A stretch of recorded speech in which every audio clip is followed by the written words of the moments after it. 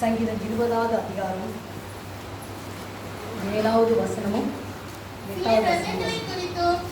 சிலர் குதிரைகளை குறித்து மேன்மை பாராட்டுகிறார்கள், நாங்களோ எங்கள் தேவனாகிய கர்த்தருடைய நாமத்தை குறித்து மேன்மை பாராட்டுவோம். அவர்கள் முறிந்து விழுந்தார்கள், நாங்களோ எழுந்து நிமிர்ந்து நிற்கிறோம். எளியோனை கண்ணோக்கி பார்த்தீரையா, பெயர் சொல்லி என்னை அழைத்தீரையா. எளியோனை கண்ணோக்கி பார்த்தீரையா, பெயர் சொல்லி என்னை அழைத்தீரையா. உம்மை விட்டு எங்கோ நான் சென்ற போதும், உம்மை விட்டு எங்கோ நான் சென்ற போதும், என்னை தேடி என் பின்னே வந்தீரையா. என்னை தேடி என் பின்னே வந்தீரையா. மறப்பேனோ உமது அன்பை, நான் மறப்பேனோ உமது அன்பை. மண்டியிடுவேனும் பாதத்திலே, மண்டியிடுவேனும் பாதத்திலே.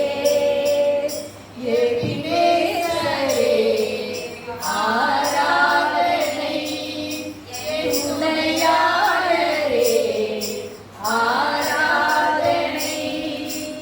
எபினேசரே ஆராதனை, என் துணையாளரே ஆராதனை. ஆம் சுவாமி, உங்கள் நாம மாத்திரம் அறியப்படும். அடிமை வரைக்கும் நீர் வெளிப்படுகிறார் ராஜா. எங்களுடைய வாயின் வார்த்தைகளும் இருதயத்தின் தியானங்களும் உங்களுடைய சமூகத்தில் பிரிதியாக இருக்கட்டும். குற்றக்குறைவு இருந்தால் தயவு செய்து மன்னியும். நீர் பிரசரராய் இருந்த இடத்துல நீர் பேசு சுவாமி. வார்த்தை ஒவ்வொருவரையும் ஆதரவு இயேசுவின் கூட செபிக்கிற நல்ல பிதாவே. சிலர் ரதங்களை குறித்தும் நாங்களோ அல்லேலூயா அல்லேலூயா. நாம எதை குறித்து மேன்மை பாராட்டி கொண்டிருக்கிறோம்? எதை குறித்து மேன்மை பாராட்டி யார் எழுந்து நிற்கிறாங்க, யார் முறிந்து விடுகிறாங்க? யார் எழுந்து நிற்கிறார்கள் வசனத்துல?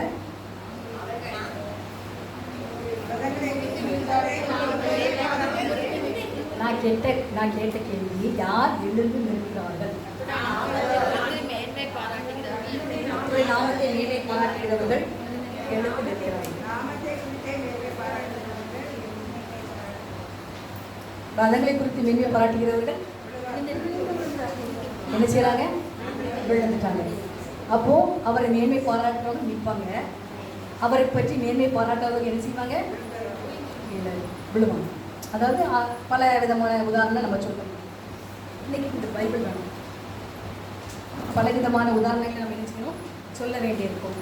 இன்னைக்கு தேவனுடைய சமூகத்தில் வந்திருக்க நம்ம ஒவ்வொருவரும் ஆண்டுடைய சமூகத்தில், ஆண்டவரை நான் இன்னைக்கு வரைக்கும் நான் எதை குறிச்சிப்பா நான் மேன்மையை பாராட்டிருக்கேன், என்னை குறித்து நான் மேன்மையை பாராட்டிட்டு இருக்கேனா, என் பிள்ளைகளை குறித்து நான் மேன்மையை பாராட்டிட்டு இருக்கேனா, இல்லைனா நீங்கள் எனக்கு தந்த அறிவை குறித்து நான் மேன்மையை பாராட்டிட்டு இருக்கேனா, இல்லைன்னா எங்கள் பிள்ளைகளுடைய படிப்பை குறித்து, அதனுடைய வேலைகளை குறித்து, அது பார்க்குற கையின் பிரயாசங்களை குறித்து, என் வீட்டை குறித்து, என் பிறந்த இடத்தை குறித்து, என் புகுந்த இடத்த குறித்து, என் சொந்தங்களை குறித்து, எங்கள் அப்பாவா அவங்க பெரிய டாக்டர், எங்கள் அம்மாவா அவங்க பெரிய டீச்சர், அப்படியெல்லாம் நம்ம கடந்த காரியங்கள் எல்லாவற்றையும் நம்ம என்ன செய்கிறோம் குறித்து மேன்மை பாராட்டி கொண்டிருக்கிறோமா? அதான் ஒரு இடத்துல வார்த்தை என்ன சொல்லுதுன்னா, பூர்வமானது முந்தினதையும் நினைக்கக்கூடாதான், பூர்வமானதையும் சிந்திக்கக்கூடாது. அதனால தேவனுடைய சமூகத்தில் பழசெல்லாம் விட்டுறணும், புதுசாக ஃப்ரெஷ்ஷாக தேவன் நமக்கு என்ன பண்ண போகிறாங்க அதை மட்டுமே நினைக்கணும், நன்றி சொல்லணும். அப்படி சொல்லி தான் அவங்களுடைய சமூகம் என்ன செய்யணும், முன்னேறி செல்லணும். இன்றைக்கி இந்த இடத்துல நம்ம என்ன பார்க்க போகிறோம் அப்படின்னா, ஆண்டவரே இந்த வசனம் எத்தனையோ வாட்டி நம்ம வாசிச்சிருக்கிறோம், செய்திகள் எல்லாம் கேட்டிருக்கிறோம், பெரிய பெரிய பிரசங்கம்லாம் நம்ம கேட்டிருக்கோம். நான் பண்ண போது குட்டி பிரசங்கம் தான், அந்த குட்டி காரியத்தை தான் நான் உங்களுக்கு சொல்ல போகிறேன்.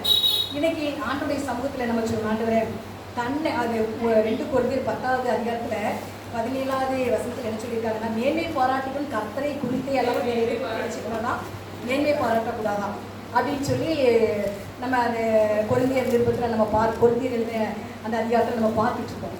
அப்போது நல்லா நம்ம யோசிக்கணும், நம்ம எதை குறித்து கூட நம்ம மேன்மை பாராட்டக்கூடாது. இன்னைக்கு கேட்பாங்க, எங்கே உங்கள் பிள்ளைங்க நல்லா இருக்காங்க அப்படின்னு கேட்டால் நம்ம சொல்லணும் ஒரு வார்த்தை, ஆண்டுடைய கிருபையினால, அவர் இறக்கத்தினால, அவர் போட்ட வாழ்வு, அவர் தந்த ஒரு பிச்சை, அப்படிதான் நம்ம ஆண்டுக்குள்ளே போகணும். நம்மளை ஒரு நாளுமே நம்ம முன்னாடி என்ன செய்யக்கூடாதுன்னா நிறுத்தவே கூடாது. நம்ம முன்னாடி யாரை நிறுத்தணும்னா, தாவீது சொல்கிறார்ல, வலது பாரிசத்தில் நான் வச்சுருக்கேன், அவன் என் முன்னாடியே இருக்காரு.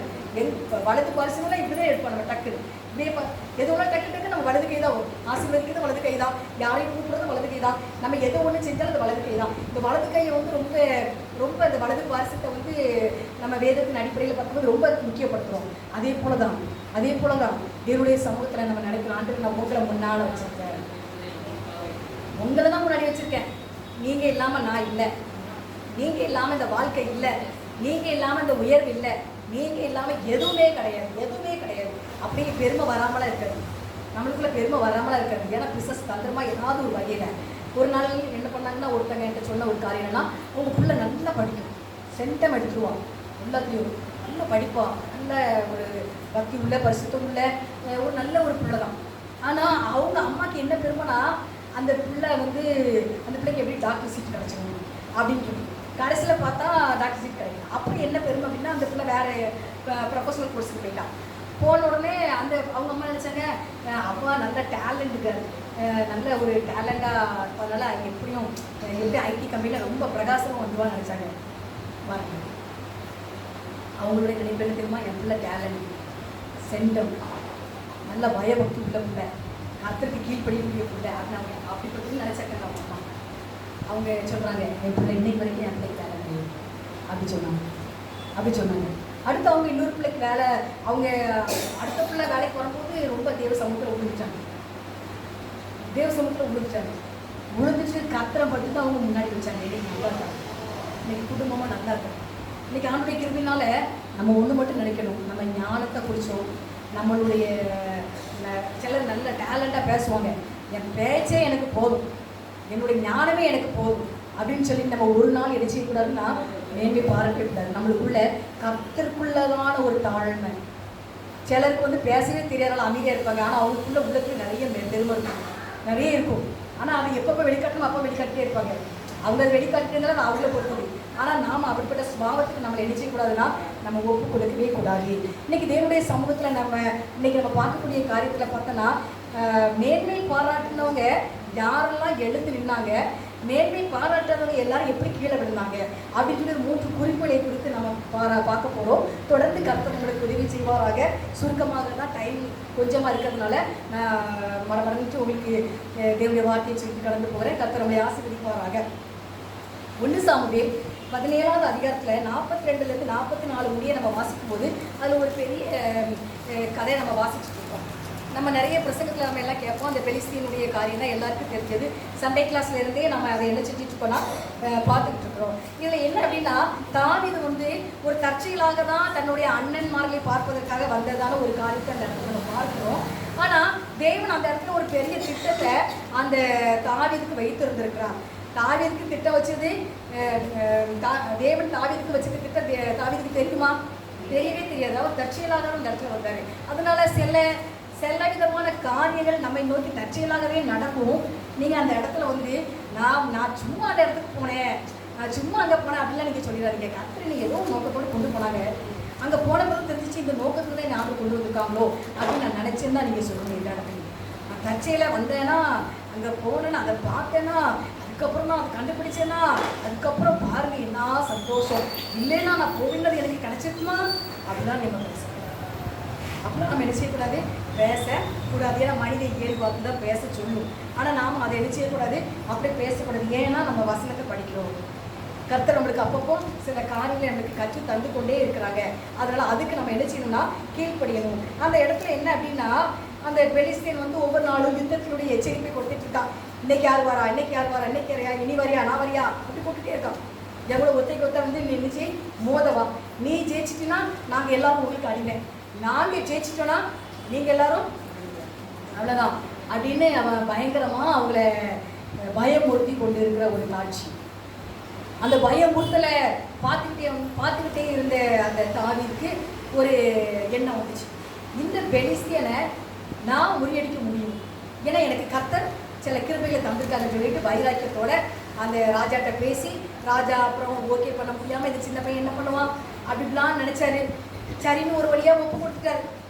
சரி எப்படியோ என்ன ஆனாலும் பரவாயில்ல, எத்தனை நாளைக்கு பயந்துட்டு கிடக்க, எத்தனை நாளைக்கு இந்த பெலிஸ்தீன் வந்து நம்மளை வந்து கூக்குரலிட்டு ஒவ்வொரு நாள் காலையில் வந்து அப்படி எச்சரிச்சுட்டே இருப்பான், நம்ம எப்படியாவது எது நடக்கும் பார்த்துவோம் அப்படின்னு சொல்லிட்டு சவுல் ஒரு வழியாக ஒப்பு கொடுத்துட்டாரு.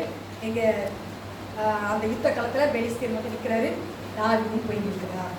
அந்த இடத்துல நம்ம வாசிக்கும் போது அந்த பெலிஸ்தீன் தாவீதை பார்த்தோம்னா ஒரே ஆச்சரியம், என்னடா நாம் பெரிய பராக்கிரமசாலி மாரி வந்து நிற்கிறோம், கையில் இட்டி இருக்குது, கேடை இருக்குது, என்னென்னமோ ஆயுதங்கள்லாம் வச்சுருக்குறோம்.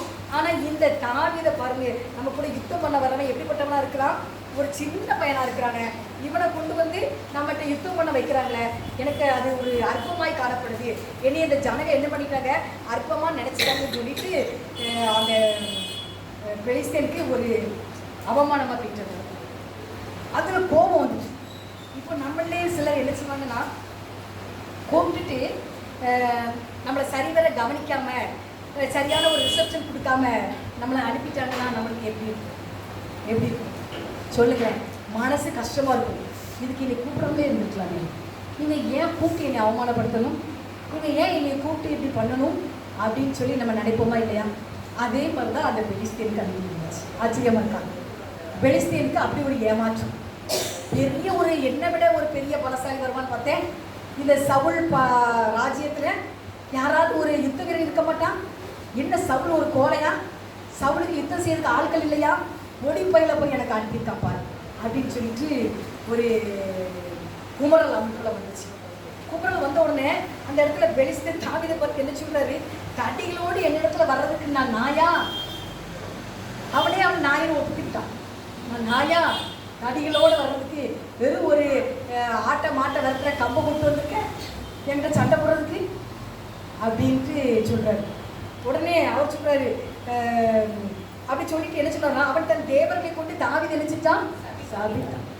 இன்னைக்கு நம்மளை யாராவது அக்கம் பக்கத்து சண்டை போட்டு சாபம் போட்டாங்கன்னா உடனே ஓடிச்சு, முக்கா மண்ணெல்லி போட்டுட்டா, இனி சாபம் போட்டுட்டா பாரு, 30 நாளுக்குள்ள 21 நாள் கூட என்ன ஆகுதுன்னு சொல்லிட்டா, எனக்கு பயமாக இருக்கு கண்டு. எத்தனை கிறிஸ்தவ ஓடி வந்து அக்காட்ட சோம்பலம் வந்துருக்கீங்க, எத்தனை கிறிஸ்தவ ஓடி வந்து சோம்பலம் வந்துருக்கீங்க, நீங்களாம் வரலன்னு நினைக்கிறேன், வந்தவங்களை காணும்.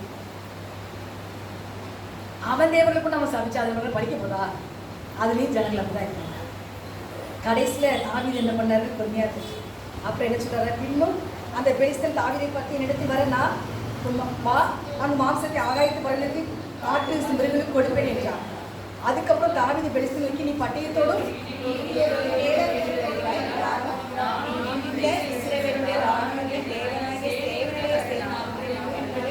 ஒவ்வொரு நாளும் காலையில் வந்து யாரை நிந்திக்கிறான், சேனைகளை தேவனாக்கி கர்த்தர.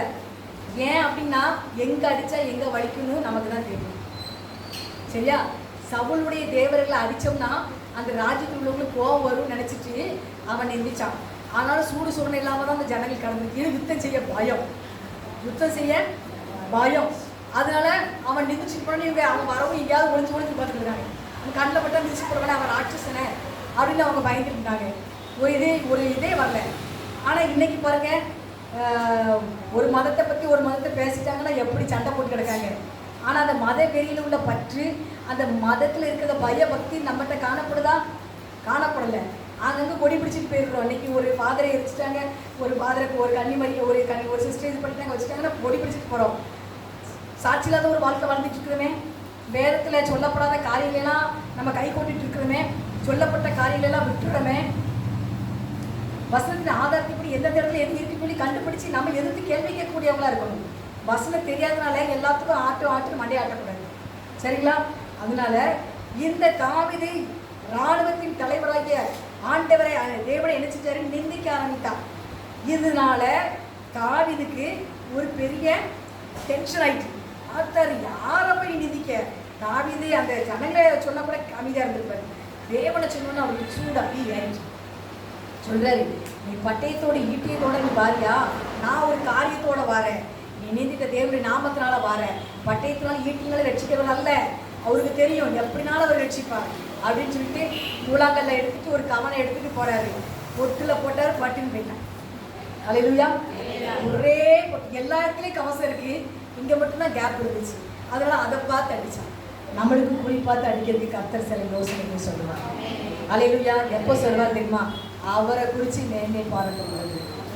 அவரை குறிச்சு தேவனை மாத்திரம் புகழ்ந்து, அவரை மாத்திரம் போற்றி, அவர் நாமத்தை மாத்திரம் உயர்த்தி, அவருக்கே எல்லா கனத்தையும் மகிமையும் செலுத்திட்டு அவரே அவரே அவரே அப்படின்னு நம்ம வாழ்வோமானால் நமக்கும் சில காரியங்களை பிசாசை எங்க அடிச்சா அவன் எங்க விழுவான், எப்படி ஜெபிச்சா நீ எப்படி ஜெயம் எடுப்ப, நீ எப்படி உபவாசம் இருந்தா, நீ எப்படி வேதம் வாசிச்சா எதை கற்றுக்கொள்வேன்னு சொல்லி தேவன் நம்மளுக்கு கற்றுத் தருவான்.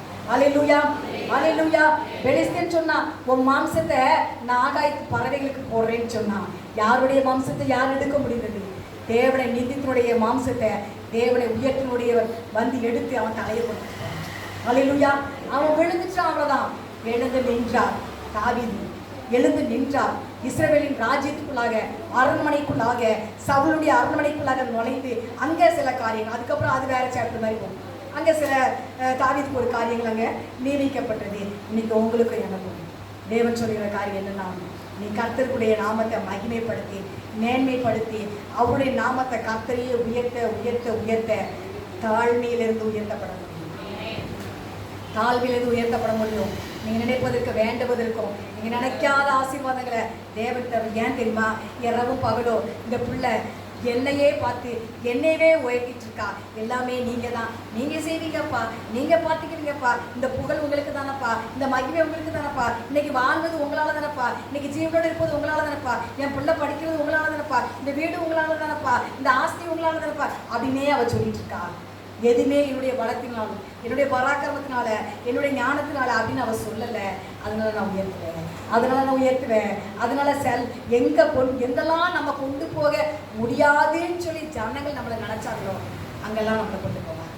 நினைச்சு பார்ப்பாங்க, இவங்கெல்லாம் அங்கே இருக்காங்க. நான் தான் அங்கே இருக்கேன், நான் தாங்க இருக்கேன். பிரதமர் பக்கத்தோட கொண்டு போய் உட்கார வைக்கப்படுறாரு. பிரதமரை விடுங்க, தேசமா பக்கத்துலேயே நம்ம உட்கார போறோம். அல்லேலூயா, அல்லேலூயா, அல்லேலூயா.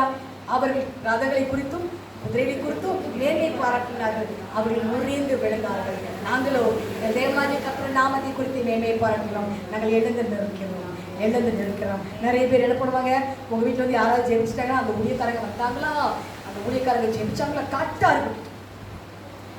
அன்னைக்கு கொட்டுன ஆசீர்வாதம் தான், அன்னைக்கு கொட்டுன ஒரு செல்வம் தான் அப்படின்னு சொல்லி ஊழியக்காரர்களை மகிமைப்படுத்தி கொண்டிருப்பார்கள்.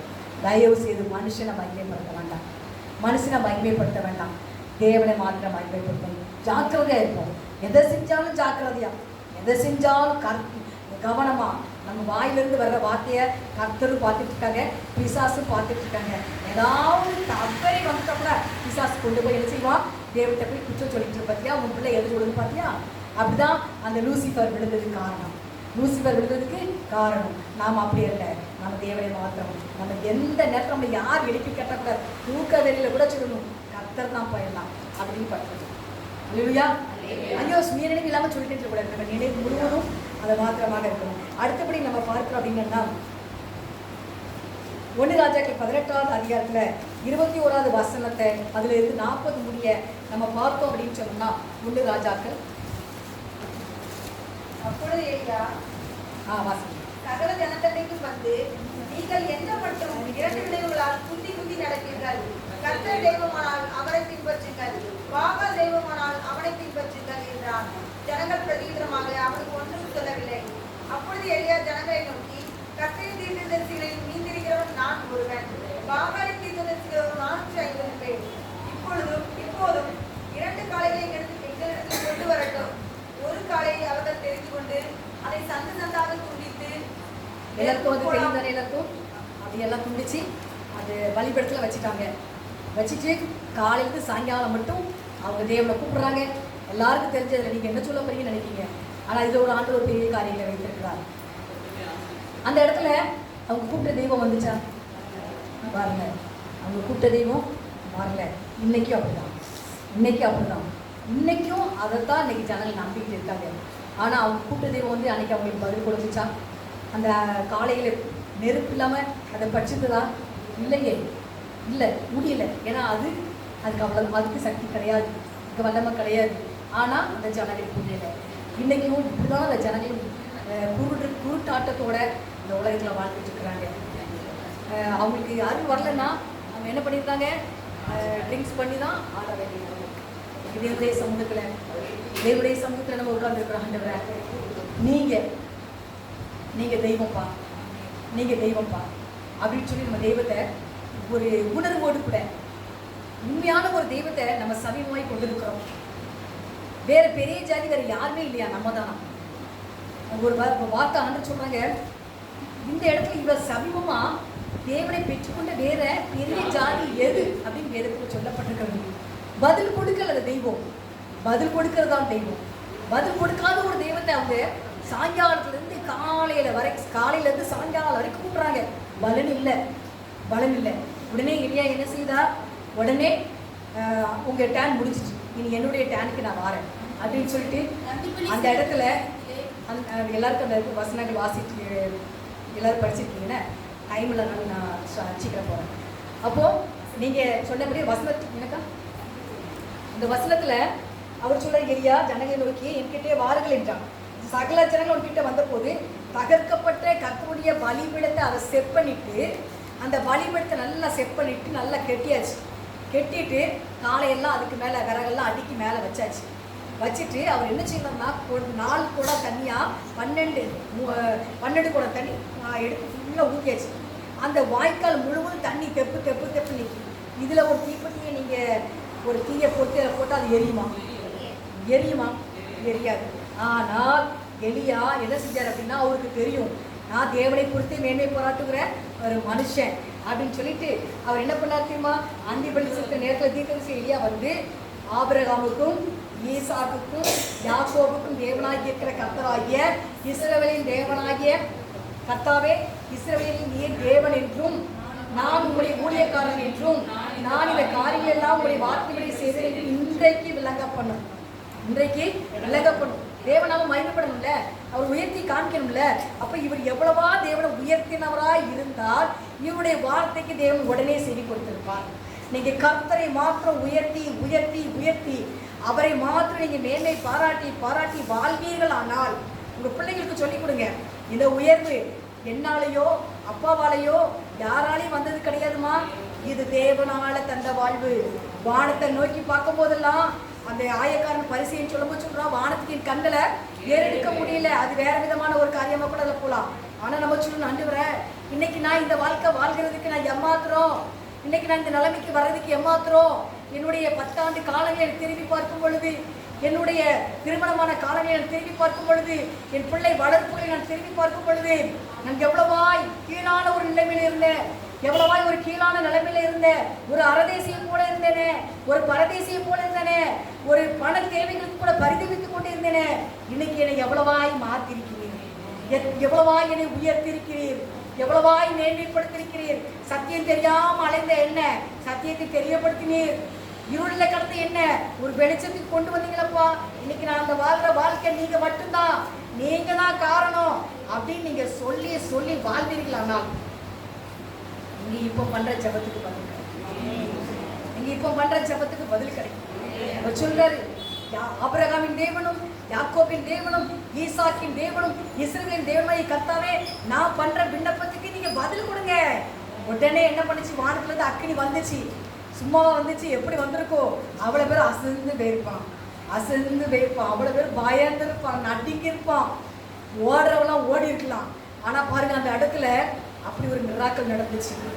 அப்படியேவும் அந்த காலையில் அப்படியே பஸ்பமாக்கிச்சு. ஹல்லேலூயா, ஹல்லேலூயா. தண்ணியெல்லாம் நக்கி போட்டுட்டான்.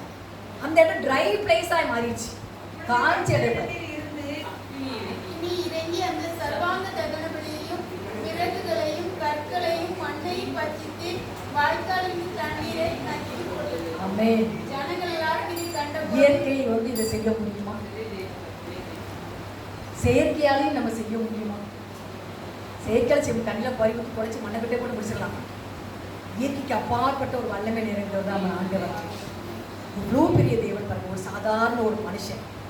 அந்த மனுஷன் கூப்பிட்ட உடனே அக்கடி வந்துட்டு வானத்தில் இருக்கு. இன்னைக்கு ஏன் அது நடக்க மாட்டேங்குது? இன்னைக்கு ஏன் அது நடக்க மாட்டேங்குது? எத்தனை மாசமா ஜெபம் பண்ணி கிடக்கும், எத்தனை வருஷமா ஜெபம் பண்ணி கிடக்கும். தேசம் அசைக்கப்பட மாட்டேங்க, திருச்சபை அசைக்கப்பட மாட்டேங்க, குடும்பம் அசைக்கப்பட மாட்டேங்க. ப்ராப்ளம் எங்க இருக்கிறது? நம்மில். இன்னைக்கு தேவனுடைய சமூகத்தில் விழித்து எழுவோமா? ஆண்டவர் இன்னைக்கு சொல்லுவோமா, ஆண்டவரை எவ்வளோ பெரிய ஒரு காரியப்பா, அன்னைக்கு இந்த எளியாக்குள்ள இவ்வளோ பெரிய காரியம் இருந்திருக்கப்பா. இன்னைக்கு நான் எத்தனை சத்தியம் கேட்குறேன்ப்பா, எத்தனை செய்தி கேட்குறான்ப்பா, எங்கெல்லாம் போகிறேன்ப்பா, ஒரு மீட்டிங் விட மாட்டேங்க, எல்லா இடங்களுக்கு போயிடுறேன். அதை என் வாழ்க்கையில நான் பயன்படுத்துகிறேனா? அதை பயன்படுத்துகிறேனா? அந்த சத்தியத்தின் படி நான் வாழ்றேனா? அந்த சத்தியத்தை நான் கை கொள்கிறேனா? எப்பவும் அதை தியரியா வச்சிடறேனா? ப்ராக்டிக்கல்ல கொண்டு வரேனா அப்படின்னு சொல்லி நம்ம கேட்கணும். இன்னைக்கு நீங்க நினைக்கிற ஆண்டுகிட்ட நான் மேன்மை பாருங்க, உங்களை மட்டுமே என் ஜீவனுள்ள நாளெல்லாம் என்னுடைய மூச்சில் இருக்கேன், மூச்சு இருக்கிற வரைக்கும் உங்களையே உயர்த்துவேன், உங்களையே வைக்கும். இது நற்கண்ணை எடுக்கும்பொழுது ஐயா சொல்லுவாங்க, கர்த்தரிடத்தில் நம்மளுடைய இருதயத்தை உயர்த்துவோமாக அப்படின்னு சொல்லுவாங்க தெரியுமா? அப்போ நீங்கள் எனக்கு ஆண்டவரே உங்ககிட்ட உங்களை உயர்த்துறப்பா, உங்ககிட்டயே உங்களை உயர்த்துறப்பா, நீங்கள் தான்ப்பா எல்லாம், எனக்கு எல்லாமே நீங்கள் தான் அப்படின்னு சொல்லி ஆண்டவரை புகழ்ந்துட்டே இருக்கணும், அவரை உயர்த்திக்கிட்டே இருக்கணும். யார் கேட்டாலும் என்ன கேட்டாலும் ஆண்டவரை மட்டும் தான் சொல்லணும். நிறைய பேர் மனுஷங்களே சொல்லுவாங்க, மனுஷங்களை பற்றி சொல்லுவாங்கம்மா, அவங்களே புகழ்வாங்க, அவங்க பிள்ளைகளை பற்றியே புகழ்வாங்க. அது நமக்கு வேண்டாம், கர்த்தரை மாத்திரம் புகழுவோம். நம்மளுடைய ஞானம் ஒன்றும் கிடையாது, நம்ம செத்து போனால் அது முடிஞ்சு போச்சு. ஆனால் நம்ம கர்த்தரை உயர்த்த நாம் இருக்கும்போது அந்த ஆசீர்வாதத்தை பெற்றுக்கொள்வோம். நம்ம இல்லாத போது நம்ம பிள்ளைங்களுக்கு அந்த ஆசீர்வாதம் உண்டு, நம்ம இல்லாத போது இந்த பிள்ளைகளுக்கு ஒரு ஆசீர்வாதம் உண்டு. தேவன் நல்லவர். அவர்களுடைய எதிர்பார்க்குறது என்ன தெரியுமா? அவரை மாத்திரம் உயர்த்தது. மேன்மையை பாராட்டுகிறவன் கர்த்தரை குறித்தே மேன்மையை பாராட்ட வேண்டும். கடைசியாக நம்ம பார்ப்போம்னா ஆதியாகமம் 11வது அதிகாரத்தில் ஒரு சில கூட்டங்கள் என்ன பண்ணுறாங்க, ஜல பிரயாணம் முடிஞ்ச உடனே எல்லாம் நோவா காலத்துக்கு அப்புறம் ஒரு ஜலப்பிரளயம் முடிஞ்சு அவங்க எல்லாம் ஜனங்களுக்கு ஒரு இடத்துக்கு வராங்க. வந்து அந்த இடத்துல என்ன பண்ணுறாங்க அப்படின்னா, நம்ம எல்லாம் ஒன்றாக இருக்கும்படிக்கு நமக்கு ஒரு ஆலயத்தை வச்சு ஒரு பெரிய கோபுரத்தை கட்டுவோம் அப்படின்னு சொல்லிட்டு ஒரு பாபேல் கோபுரன்ட்டு ஒரு கோபுரத்தை அவங்க என்ன செய்கிறாங்க, கட்டுறவங்க ஒழுங்காக கட்ட வேண்டியதானே, ஒழுங்காக கட்டுற. ஆதியாகமம் 11வது அதிகாரம் 6வது வசனம்.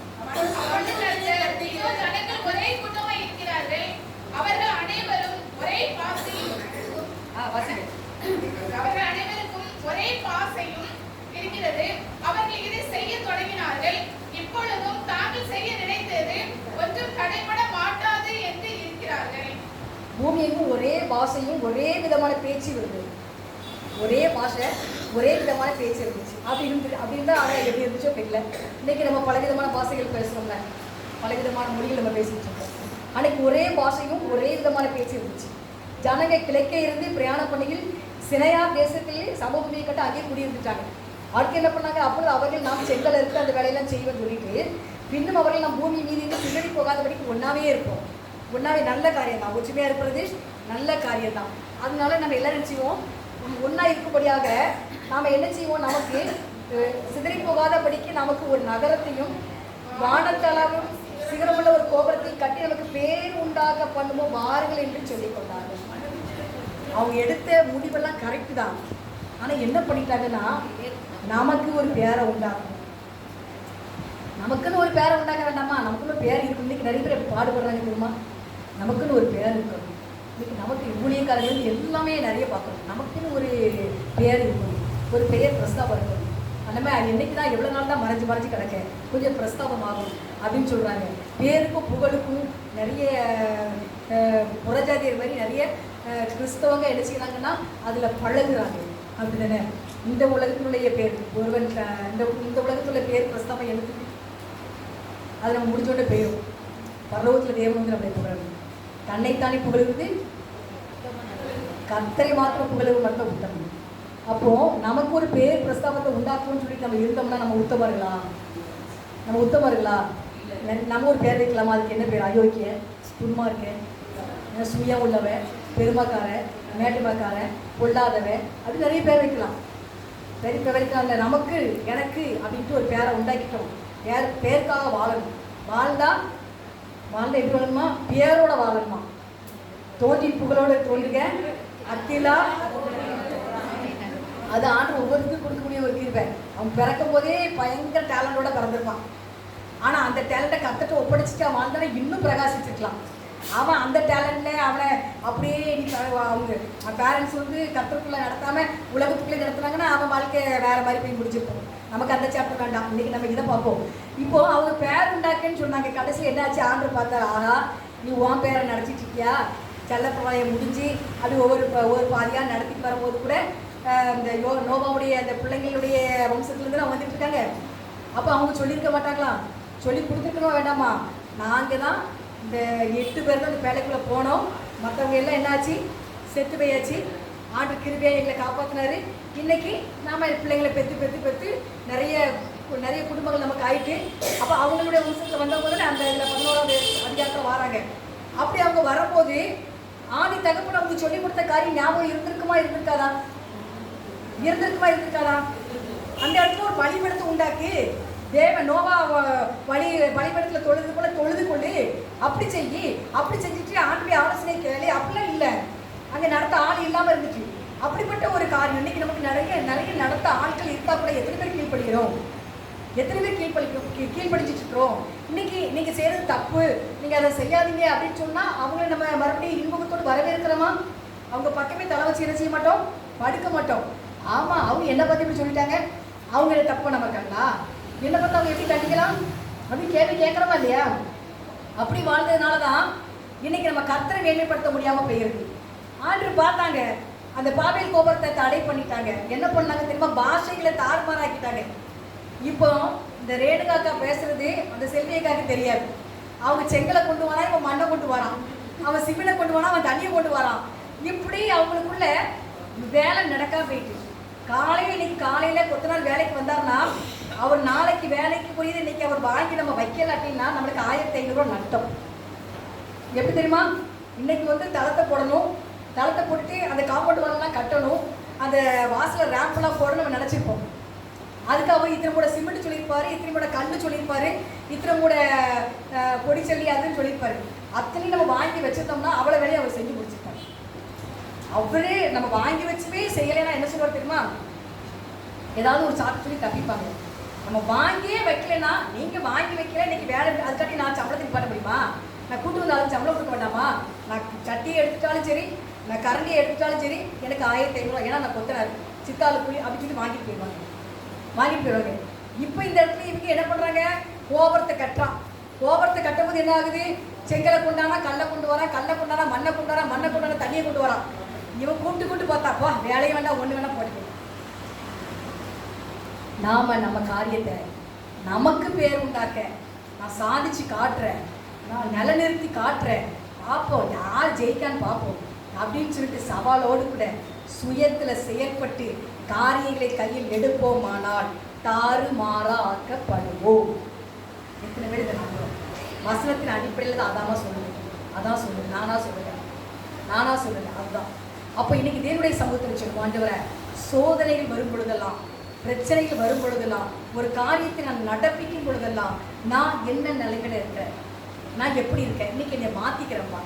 நான் எல்லாத்துக்கும் உங்கள்கிட்ட ஒப்படைச்சிட்டு உங்களை முன்னால் வச்சு உங்களை உயர்த்தி உங்களை மேன்மைப்படுத்தி உங்களையே எல்லா விதத்திலையும் நான் உயர்த்தி காட்டக்கூடிய ஒரு நபராய் இன்னிலிருந்து என்னை தாழ்த்தி உங்களை உயர்த்தி உங்கள் நாமத்தை மகிமைப்படுத்தி நான் ஆசீர்வாதத்தை பெற்றுக்கொள்கிறேன். இப்படிப்பட்ட பக்குவங்களையும் கிருபைகளையும் நீங்கள் எனக்கு தாங்க நம்ம இன்னைக்கு ஆண்டுகிட்ட கேட்க போகிறோம். ஆண்டவர் நம்மளை ஆசீர்வதிப்பார்.